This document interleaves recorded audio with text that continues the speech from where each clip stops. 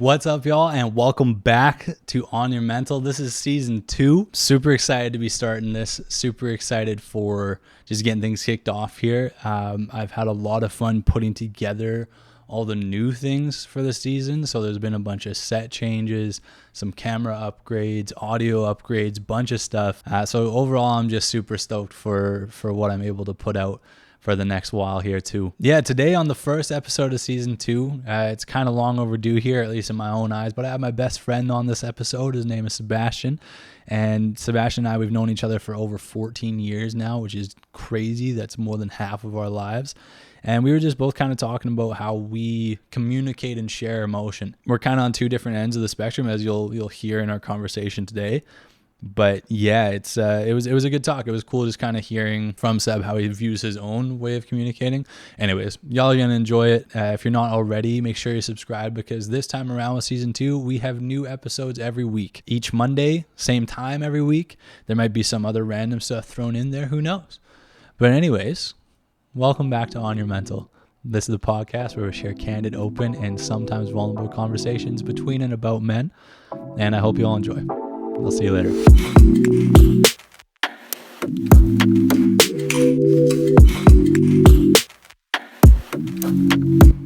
So yeah. I mean, I see you brought things. I did. Yeah. I got you a gift. It's not really a gift. It's much of it is a gift, but it's maybe even before you bring it up. We're kicking off season 2, people. Season 2 with a bang. We're starting off season 2 with a bang. Now I had an idea, but I didn't think of the logistics of it. So, I did get you a gift. Oh my God. I'm Romo Tommy, you never show up empty-handed. Oh, baby. To a friend's house. Oh, man. You're going to say no. But I feel like we can. We're going to shotgun to start off season 2. It is what it is. It is what it is. Give me 1 second. No, you don't need it. No, I'm cutting paper towel from my face. Jesus Christ. You gotta do it, man. Start off with a banger. Oh, man, I can't believe that you just go in like that. You just bite it. The trick is just making a little hole. Yeah, my mom paid thousands of dollars for me to get braces so I could do this one day. Shout out to mom. Yeah, thanks, Ma. That's a beauty. What is it, though? Okay, so there's actually a cute girl working where we were just at, and she gave me beer. It's just a bag full of booze. I asked her for like a beer, like a can of beer, and she gave me these. Which this is a great beer. Have you like beer? Like is it a special Modelo? Yeah, negra. But you can't shotgun this. Okay. So you can just keep that for whenever. Well, obviously I'm not shotgunning a glass bottle. I mean, you. All right. Gotta be boss. Season 2, everybody. Hold on. Or not. You didn't even cheers.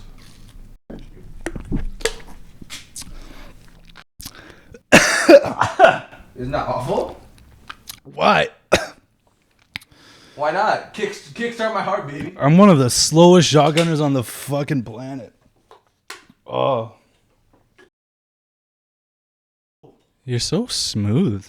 It's a talent. Yeah, Oh, dude, wow, I buddy. can't believe you did it. Actually, you want to do it. The shotgun? Yeah, pretty boss. Hey. Really boss. Really boss, man. And then Malbec for whatever you want. Thanks, man. Yeah. That's really sweet of you. I appreciate that. Dude, that's cool, man. Yeah. Dude, I didn't, honestly, man, just thinking back about like going through season 1. Yeah. It was like each episode you learn something. Of course. My goal with season 2, and there's going to be some cool things, by the way. Y'all might notice in my intro, which I haven't filmed yet, you don't know. Yeah. But y'all might notice in my intro that I do say that this is conversations between men and sometimes about men. Take that as a hint, if you will. But things might look different sometimes on set here. Yeah, man, just doing this project has been really fun, obviously, and I learned different things about like set design and all that kind of stuff and setting up all It's these just intricate shots. as fuck. People don't see it, but Dude, I got this new artwork, and I know you've already seen it before being here today, but there's this artist, Nasheed Chroma. He's a Toronto artist. He does all this stuff digital on Procreate, which is some app, and then sells these canvas prints and stuff. And I love it. I think it just like I keep them like hung up around when I'm not doing this, but gorgeous stuff. But yeah, man, I'm just really excited to do season 2. I want season 2, like each episode, I want there to be kind of like a clearer takeaway Yeah. of, I don't know, what you can bring into your own life with men in your life, right? So that's what I'm aiming for. But Yes, sir. for everybody, Seb is my best friend. We've known each other, I was thinking about it, 14 years. Really? 14 Too years. long. More than half Last of our year. lives. This is The last year I know him. This is the last Absolutely, one. That's it. Really? Holy Yeah, smokes. dude. Yeah, more than half of our lives. It's crazy. But anyways, yeah, best friend, gonna be best man one day. We made a pact. Which one? There's a few. We made many pacts, blood pacts. But yeah, he's gonna be my best man. Yeah. And Visa. How do we be best men when we're getting married to each other, though? Like, how does that work? Imagine if... I'd do it. If we got I'd married, do it. we could get married and then like get an annulment and then be best men at each other's wedding so we can say that we were married before, kind of thing. Yeah. Super weird. That'd be really cool, though. Does it cost money? Does it cost a lot of money to actually get just like a marriage license? Like, can you like do The that? thing is, I don't think you can do it yourself. You have to hire like a lawyer or some sort of Like a notary? paralegal. Yeah. I feel like it's worth research. I also want one of my friends to marry me. Yeah. Just for the kicks. Yeah. Yeah. Yeah. Didn't that scumbag David Dobrik, he did some shit like that? He married one of his friend's yeah, moms. he did. Yeah. Yeah. Yeah, he did. Yeah. The guy sucks now, though. That's Apparently. crazy. That's crazy stuff. Yeah, no, I man. want that from a wedding. And then the one thing I want too is you ever seen Jerry Maguire? Nope. Nope. You're not gonna get it. There's a scene in the movie where Cuba Gooding Jr. starts singing Marvin Gaye. What's going on? And I requested that Jesse does that at my wedding. Your Because dogs? it's really funny. Does he know that you requested it? Yeah. I Okay, told cool. him. Then that'll be Yeah. awesome. It's a great song. That'll be easy to set up. I've got Seb here today with me, and we're talking about how men kind of process emotion. Yeah, we both have had just different approaches to emotion and feeling and stuff in our lives and the way that we express it and share it. And maybe today we'll start uncovering kind of like a little bit towards getting to the bottom of why we each look at it the way that we do. Big time. Yeah. And I find it funny because I feel like we have very different approaches. Mm-hmm. And we're yet like so close of Yeah. friends. Opposites attract. You know? Legit, man. Yeah, Yin and well- yang right here. Yeah, all yin, no yang. No, I agree. Yeah. So what do you think about emotion? I mean, you kind of approached me a little bit about this topic, and Yeah, well, I wanted was to thinking talk. about it, and I am not someone who likes dealing with emotions and feelings per se, and like people who know me know this, and I also don't process them well, or at least in the correct way. right, Like I do it my way, which is probably not healthy and doesn't really work. my way or the highway, But- baby. Yeah, man. No, the reason I feel like a lot of men struggle with them in general, just because they're so intricate and so complex. You know? Mm-hmm. And it's just always easier to kind of suppress them, just like throw them down. Mm-hmm. I mean, that is a common thing too, right? Not to cut you off right away, Yeah. but like the typical idea of men, and like I kind of touched on this in season 1 at some point, is that you just bottle up, right? Like you don't let your stuff Big get time. out. You don't put it on other people. Yeah. Absolutely. And I also find there's a big difference between emotions and feelings when it pertains to like just yourself Mm. and when there's other people involved. And what I mean by that, like for example, I actually like to think that I'm pretty in tune with my feelings and emotions when it's just involving me Mm-hmm. and like the way that I view things and see things. And it's like, I feel like especially with today's generation, a lot of people will almost use feelings and emotions as an excuse to do things, Sure. which I don't necessarily agree with. And like, for example, Mm-hmm. I've been told many times that I'm very passive aggressive or confrontational towards men, standoffish. Oh yeah. Well, yeah. I can All see it the now that I'm time. thinking about it, yeah. Like in the past relationships, and like people will think that I have some like deep rooted issue or whatever, but it's just like growing up, you know this, we were raised by like single women. Mm-hmm. A lot of my best friends are women, and it's like I know that I'm just more comfortable around women in general, and that just reflects in my life, but it doesn't give me an excuse to be a douche to all guys, Right. even though I do it Right. quite often. You can, yeah, I know what you But mean. you know what I'm saying? Yeah, it's like whenever like new guys come around, especially it's like We it's haven't a made big new shell. friends in a while. and that's okay, man. But like, But yeah. I don't know. I'm thinking about just what you said there, where when it's a feeling that you are feeling, and when it's a feeling that is only like it's isolated to your own experience. I'm imagining, for example, like let's say you're having like a rough day at work or something like that. Like you can process that. Like if you're frustrated with something there, you can process that and take that and understand it.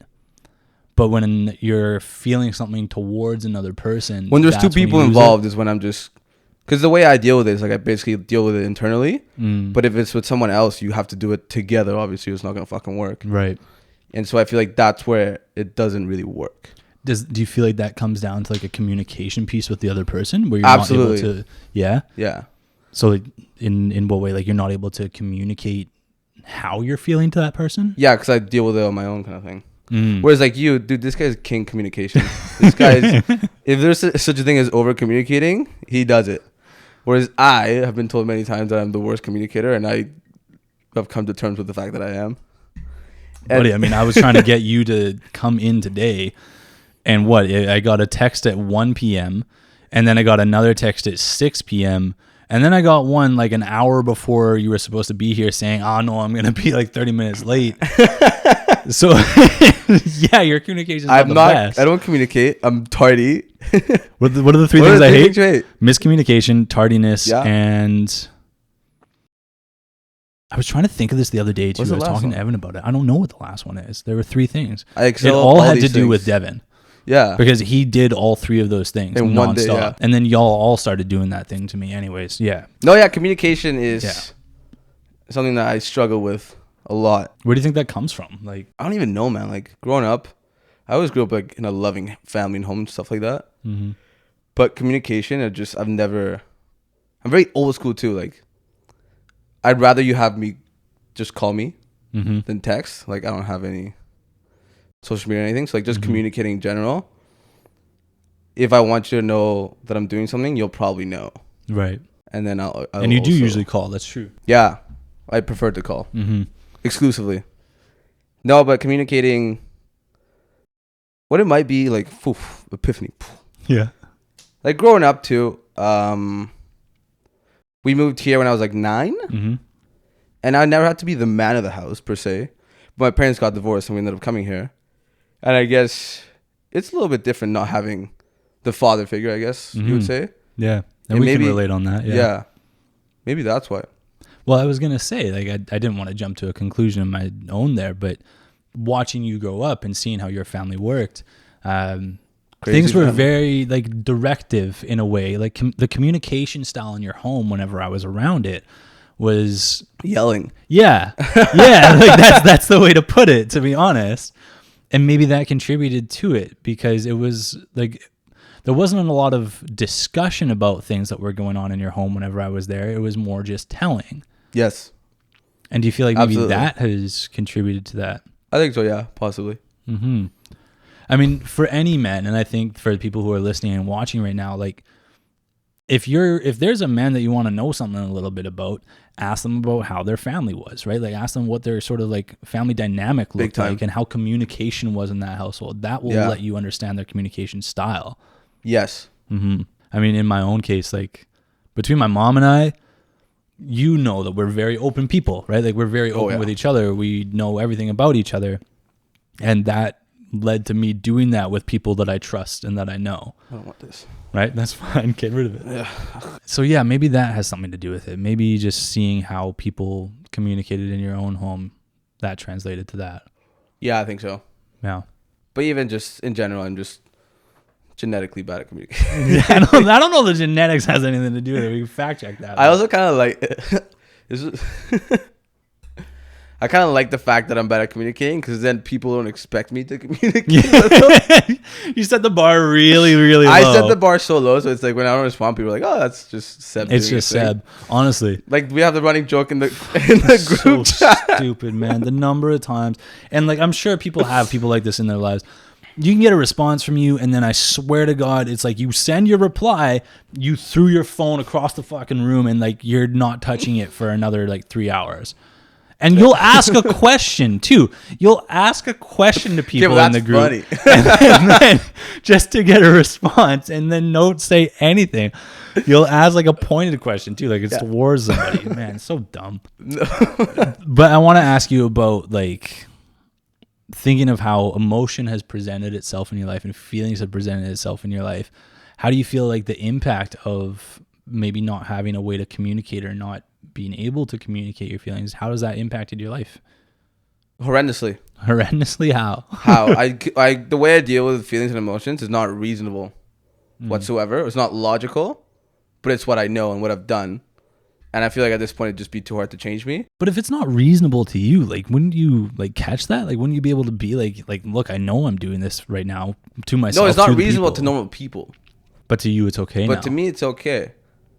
I'm also very, the more I think about it. The fact that we're having this conversation tells me that it's not okay. It tells me that you know that it's off. No, okay, so the more I think about it, it's just, I know that I am a little bit crazy. And what I mean by that is like, I just had my finals, okay? At one point, during finals, you have to study for finals, right? I mean, I guess. And so the reasonable person would then not go out, study, get some good sleep, and take their final. But my thinking is just don't sleep. Go out, study all night, then take the final. Yeah. And for my last final, I did that. I literally, it was actually shitty because they were all at the beach, like Megan, Age, and them. And I was supposed to go, but I had a final the next day, so I was like, I'm not going to go. And then it's like, my parole officers call me, man. Every hour on the hour, I would get a call. And they would just get more angry and just like, wait, parole officers? Yeah, dude, it's like I'm getting court-martialed to hang out.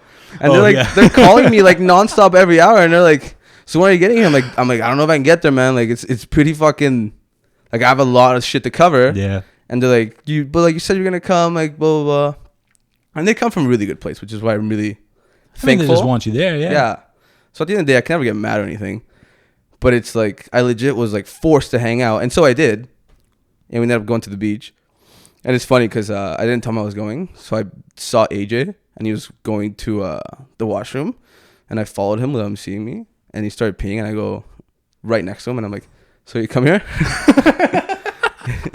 But I still a little bit further away because I knew AJ would probably hit me if he thought it was someone like random.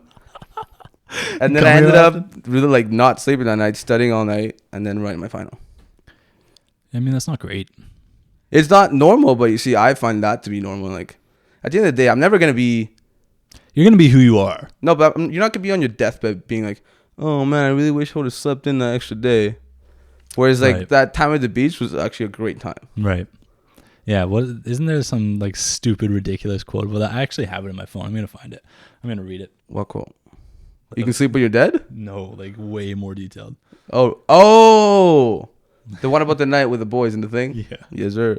All right. Let's hear it. This is a quote. I don't even know where from. That's why I need a fact check kid for, man. I told you. Yeah. Just like one of these days, I'll hire some AV guy. And just tell them they can get experience. Yeah. Internship. Actually, there's going to be a link in the description below. If you're interested in becoming an intern, go to that link, whatever it is. www.intern.com.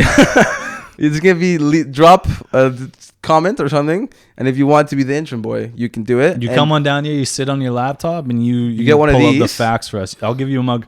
I'll give you a mug. 100%. And it'll be a lot of fun. So here's the quote. Let's ask ourselves this. What will we gain from going to bed at 11 p.m.? A good night's sleep? Maybe. Might save ourselves some money from not going out. We may even save ourselves the hangover tomorrow will bring. But what we won't have is the memories. When you're a 50-year-old, and I apologize, this just gets like way too offensive, but I'm going to say it anyways. When you're a 50-year-old bald fuck with an ugly wife and a dick that a bottle of Viagra couldn't get up, then what are you going to have?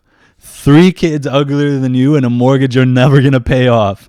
Tonight, boys. Tonight is the night. Now, I want to talk about that for a second. I say that every night before I go to bed.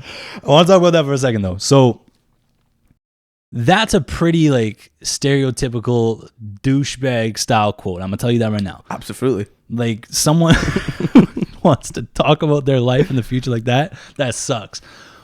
And I think that is, to me, that's kind of like an unhealthy approach to being friends with your boys. But Absolutely. I get the root of the message, which is like creating these memories and having fun. To come back to what we're talking about today, which is emotion and how you process feeling and stuff, it sounds like you recognize that maybe it's not like the right way, like you said, it's not the best way, but it's your way. Yes, sir. And you've come to terms with this is how you're going to communicate, and this is how you're going to share feelings, which is that it's going to be poor. And that's what I'm telling you. It's like when it comes to me and doing it, it works because I've been doing it for so many years. But the moment you throw in another person or like it's any sort of relationship, that's when it kind of breaks down, obviously. You, on the opposite, are like so good with feelings and all this stuff. I'm okay. Because you do have all that like communication and like you're reasonable. And I feel like you actually manage your feelings really well. Now, to be fair, it takes practice though. Like I manage my feelings as well as I do because I do it again and again and again. You know what I mean? It's not something that you just switch. Like it's not a trigger where you go like, yeah, this is how I'm going to start doing this from now on. Yeah. It's because I've practiced doing it again and again. So I think there's like two sides to it. It's like one is how you learn. Yeah. Right? How you learn to do this is one way. But then if you make the choice to start approaching it differently, that's up to you. Yeah. Right? I also always do that. Doing things that people say you shouldn't do. Oh, 100%. I get that too. Which is bad. So me telling you like, hey, you ever think about doing this? Of course you're never going to do it. Not once. If you think about this and you think about, you've said that the way that you're sharing of feelings and communicating of feelings presents itself in relationships with other people. Mm-hmm. Do you ever think about that? Like, do you ever think like this is going to have a negative impact on relationships ongoing? Because right now you mentioned like we haven't made new friends in a while. Yeah. Think about the fact that eventually like people might move, you know what I mean? Like people are going to do different things in their life and you might have to step out of that comfort. No, of course. I feel like it has impacted me even to this day. And I just never recognized it. And I was always very just feeling like it was unlucky or like something bad was happening. But it's the way I approach things. And it's not good for that. That's when there's a breakdown. Mm-hmm. So do you think then that like knowing the communication of emotion in relationships isn't going to be like perfect for you? Like, what do you feel about that? Like, how do you, like, what's your prospect on relationships in your life, friendships, romantic, whatever? I'm doomed. How you doing? I'm done. No, it's obviously going to be a struggle. I do let people in, but it just takes a lot for me to let people in. And the communicating aspect, obviously, like you said, is practice. But yeah, man, it's like, actually we joke. I've been told that I have a lot of baggage or more than most people. Sure. Which is true. And like Devin likes to joke. He's like, yeah, you have enough baggage to like fill up an airplane. Yeah. Kind of thing. Yeah. And I just, yes, I agree with that. But you know, I think one day I'm going to make someone's life a very beautiful mess. Yeah, man. That's my... You make my life a beautiful mess. That's my outlook. Yeah. I don't think you're doomed. I feel like that's such a like scary way to look at just friendships, relationships, everything. I don't know. The more that you confront it, I feel like the better it's going to be. I definitely have to work at it. Yeah. You're right. I mean, that at the same time, like I don't want to make this sound like the way that I approach things is perfect. It's not. Right? Like I still have moments where I struggle with communication because I feel like there are topics that sometimes I avoid as far as emotion and feelings go. Yeah, definitely. I'm not someone who likes confrontation. I don't shy away from it, but if I can avoid it, I avoid it. Yeah. Right? And I think that that's something that I'm sure a lot of people can empathize with. And the same thing goes for you. We are at two very different ends of this spectrum, very if you will. Different, yeah. We're very different in that sense, in the way that we look at feelings and bringing them up with other people. That being said, I don't think anybody's perfect. I think it's a spectrum. You know what I mean? I don't think there's a right and a wrong. I think that things work for different people. Of course. But just find the person who receives that the same way. If we're talking about romantic relationships and friendships, people who can appreciate that. Yeah. Right? Like all of us understand how you work now. And that's why we're your friends. And that's the thing too. I feel like I do have emotions. Actually, I'm more emotional than people think. I'm a Cancer baby, so obviously very emotional. And then it's just knowing how I deal with things on top of the fact that I'm only really open with like the super close group of friends. Mm-hmm. Mm-hmm. Like you and me can talk about anything, but like I can literally point or on my hand the number of people that I can actually talk about like serious things with. Right. Right. You know? Yeah. So it's not a large batch. No. I feel the same way though, to be honest. Like I don't talk about the most serious things in my life. And maybe that's another thing too, is like maybe we rate emotion and feeling differently. You know what I mean? Like maybe we have a different threshold of what is worth sharing with people or what is acceptable to share with people. Because there's some stuff that I won't share with people. There's some stuff that I will. Yeah. No, of course. I feel like there's a scale. We've learned that the hard way, dude. Yeah. I feel like there's like an acceptable point for yourself.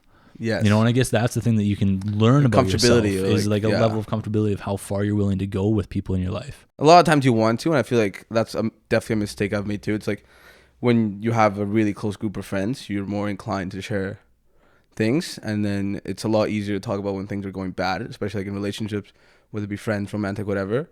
The other day we were talking about baggage, and I said to the girls, I was like, well, like one of our baggages, which we all have, is our group of friends. Yeah, hey, in a way. They got really like not okay with it. And I was like, think about it though. Like we're so close knit and like so tight that to me it's baggage. At least the way it comes off to other people. And they got really upset about it. And they're like, no, we're not baggage. And we were just like arguing back and forth. And we've decided on the fact that they're carry-on, not baggage. So you can take them on the plane. We can't check them under. But they're definitely coming on the plane because that's important. They're definitely you don't want to risk it getting lost. Big time. I mean, for people, again, listening and watching, think about your own like friend group and what that looks like people who are really close to you. Are you so close to a point that it's difficult to extend yourself out to other people because you know that you're bringing along this group? Yeah. Or are you able to have like healthily distanced friendships where making new friends is just a really easy thing to do? It's kind of funny. It's like when you're going through like high school and elementary school, like thinking of like making friends, that's just a thing that you do because you're in school. Once you're outside of that, that's still a reality. Like you take a new job or something, you need to make friends. Yeah. But how does that then fit in if we have like a group of friends the way that we do, for example? Okay, but then let me ask you a question. Do you ever think there would be a situation where communicating would not be the way to go? Whether it be relationships, friends, romantic, whatever it would be. Because sometimes I feel like me dealing with something internally rather than communicating it and getting into a large fight and like just, you know, kind of stuff like that. I think that's the key point there is that you're avoiding the possibility of an argument or a fight. But I agree with you though. But what if internally like that the issue is pertaining to me? Like it's something that I'm uncomfortable with, but it's something that's not even bad per se. I agree and disagree. I think that you should, if you're feeling a certain way and it's impacting your relationship, like let's say you're, I don't know, something's on your mind, something's bogging you down, and something's got you like just keeping to yourself a little bit while you process it for yourself. Yeah. I think it's important to recognize that, and if there's someone or people that you need to communicate that to and be like, hey, right now I don't know what I'm feeling yet. Like that's a huge thing to recognize too. I don't know what I'm feeling yet at this point, but I know that I'm not in a place to have a conversation. I'm not in a place to be present with you right now. I need time to myself. That is something that is worth communicating. And that is something when I mentioned earlier that I'm not perfect at this stuff. That's something that I struggle with, is identifying when I'm not sure what I'm feeling yet. Yeah. But I know that I'm not ready to have a conversation. Yeah. I don't know what emotions I have. I don't know why I'm feeling a way. I know that I'm feeling something, and I know that I'm not ready to have a real talk with you because I'm concerned I'm going to project some sort of negativity towards you where you feel like I'm now upset with you. Yeah. That might not be what it is. And I felt that in romantic relationships. I felt that at work. I felt that with friends. I felt that with you. I felt that with you recently. Yeah. I felt that with you recently when you blew me off 3 times to play soccer. Not 3 times. It was 3 times. It was not. Well, it was the third time that it worked. 3 times. The third time's the charm. We set up communication. There's a breakdown. These I said play dates. Oh my God. We set up a time to go and hang out and play soccer and just catch up because we hadn't seen each other properly in a little while, and you gotta like do most of your shit outside. And so we set up this time. First day comes around, you can't make it. It's okay. I felt myself a little bit busy that day. That was fine. I don't recall this. And I put it in my calendar and I sent you a screenshot. I said, "Look, you're booked." Day comes around. Hey, I didn't mean to be out as late as I was last night. Here I am talking about no fucking sleep. Didn't mean to be out as late as I was. And then we come to booking the next time, and finally it ended up working. So the next but time I talked to my mom, by the way. I told my mom, I said, I'm pissed off at Seb. I knew you were mad too. I fucking knew it. And I felt like we can shit. sense it. We can feel it. I fucking knew it. And I didn't want to like talk about it with you though, because I wasn't sure exactly how I felt and why I felt it. But it was because I got blown off, and I didn't like that. Yeah. But this is what I'm saying though. I like this. You this can is have good. these moments. And I felt like shit too, even when it happened. But it's just like if it wasn't anything physical, I would have been there. Yeah. But it was like I did not have. Sorry, next time let's play soccer on fucking Zoom. No, but like if we were just to hang out, it would have been different. But like playing soccer is like something that's like needs energy and time. Exactly. That's true. The second time when he blew me off, he did say, "Yo, come to Cactus Club." I didn't want to go to Cactus Club because I was mad, and you knew I was mad. You knew I was mad there. Yeah, I knew you were mad. Yeah. We didn't even end up going to Cactus, so joke's on you. You bastard. Anyways, I sensed it too, man. That's crazy. I knew it. And then, this is why we're best friends. You could feel an energy from miles away. Incredible stuff. Yeah. Remarkable. We can wrap up around here. I mean, men process emotion in different ways. Everybody processes emotion. I shouldn't say men, right? Anybody processes emotion in a different way from one person to another. And I think it can come down to how it's presented and how communication styles are presented at a young age. Because I think that processing an emotion and communication kind of go hand in hand. Oh. You know? Yes. Because everybody feels. Everybody has emotions. Yeah. And you can start to identify that. I think nobody has a problem identifying what the emotion is, but the trouble comes when you cannot communicate that to anybody. Yeah. When you don't communicate it, that's when it can be weird. Or then when you're forced to communicate it, but you can't do it well. Yeah. That's when it presents a problem too. Yeah. And so I think maybe that's what it is. Of course. I had that too. In the past, I've made that mistake many times. Actually, this is really funny. So a long time ago, I was hanging out with my friend, and we were at a party, and then this is where like communication was there, but the emotion was not. And so it was a long time ago. I was hanging out. Do you remember Maddie? Mm-hmm. I good from Maddie. Mm-hmm. And then I guess at the same time we were struggling with like the same kind of problems. And I was giving her advice. Like we were talking. It was at a party. And we were talking for like a long time. And then I'm telling her all like these problems and things going on. And I can slowly see her like head start to like tilt.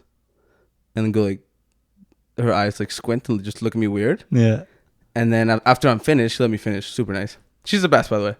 And then she goes, Seb, do you realize everything you just said right now like directly applies to you? And I was like, oh my God, it does. Like the advice you were giving her everything was like, I was you should telling listen to her, this?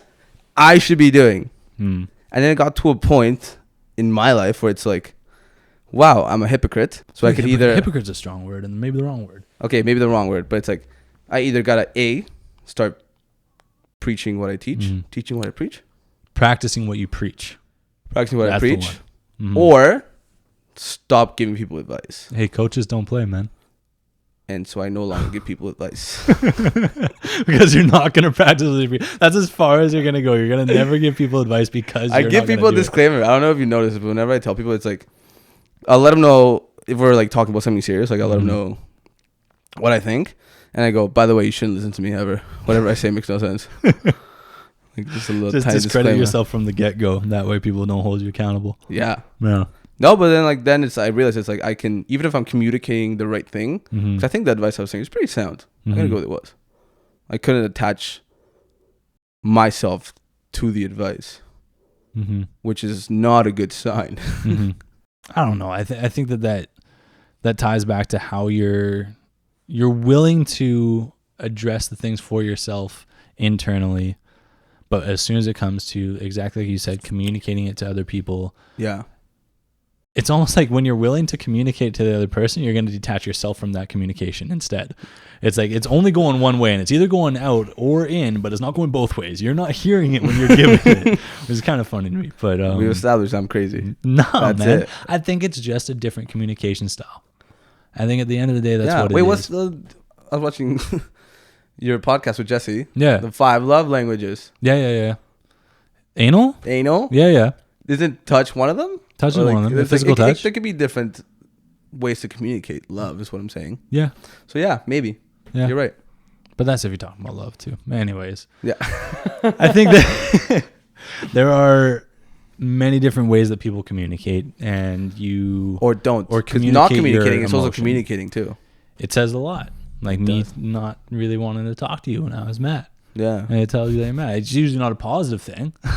Not communicating is usually not a positive emotion you're translating. Yeah. Actually, I don't think, would it ever be? Probably not. No. Usually if there's something good, you probably like say it. You're probably vocal.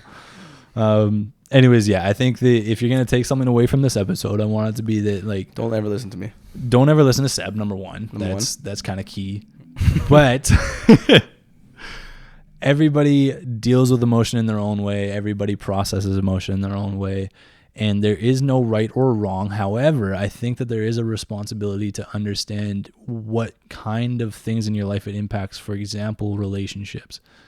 The way that you communicate and process your emotion can possibly negatively impact relationships, friendships, romantic, whatever. Yeah. Definitely. That's okay when you recognize it. I think it's more important that you recognize it, because that allows you the opportunity to work on it when you're ready to. I think that's the other key thing too, is that when you're ready to start addressing and seeing if there's something you can change, then you do it.